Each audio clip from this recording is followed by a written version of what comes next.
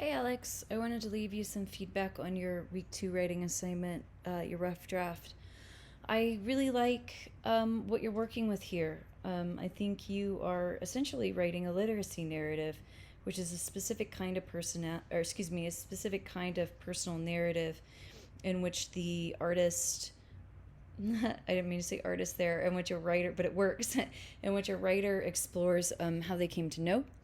And in this case, I think what you're exploring is how you have used art in order to understand the world. So one of the interesting things that you're looking at here, well, you're looking at several interesting things. You're looking at, um, I think, how sexism has kind of impacted your worldview, but I also feel like you're kind of toying around the idea with classism and how you see that bleeding over into art. So, you start this narrative off by talking about how graffiti had a really large impact on you as a child. You saw it and you really enjoyed it. You enjoyed the color, you enjoyed the things that made you think about. It did all the things that art is supposed to do.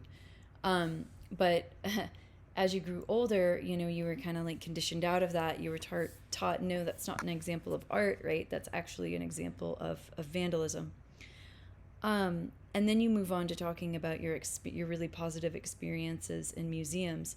So, like I said before, I think one of the things that you're toying with is classism, even though you're not talking about it directly. So I have the tendency to agree with where you stand on graffiti. It is art. Um, it's just we don't consider it art, broadly, because it's not in a museum. And art in a museum, simply because of its place, seems to be elevated. Meaning, if we put it in a museum as a culture, we automatically assume that it has kind of value, some kind of value, right?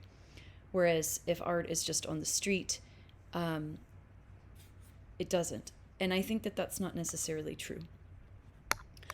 In fact, I think that, neighborhoods that have lovely murals, that's the art of that neighborhood and that's the art of the people.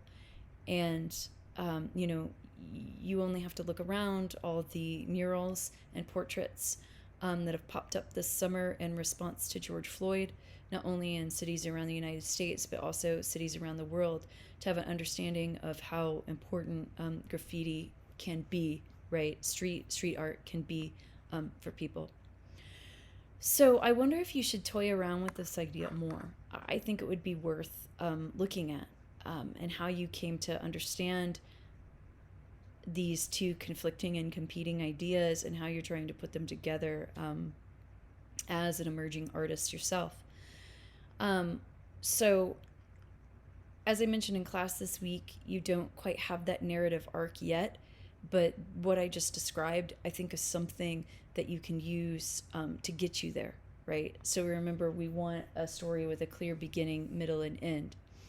Second, I want you to really think about using descriptive detail. So this is where you really get to shine as an artist.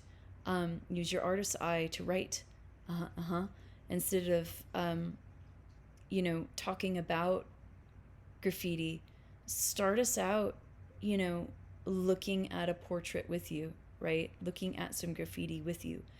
Describe it in rich detail, the colors, the shapes, what the image is itself, how it's using positive and negative space, how it's using light, and capture, what it meant to you, what you thought and how it really developed this desire to become an artist. And then I think you can take us along that journey with trying to figure out what is your definition of art, even though, you have these conflicting positions you're trying to work out. And, that's something that, no matter the topic, I think we're all attempting to do. So you're doing some good things here. Bring in that descriptive detail. And like I said, begin thinking about that arc. I think you're working with some interesting things here. Thanks.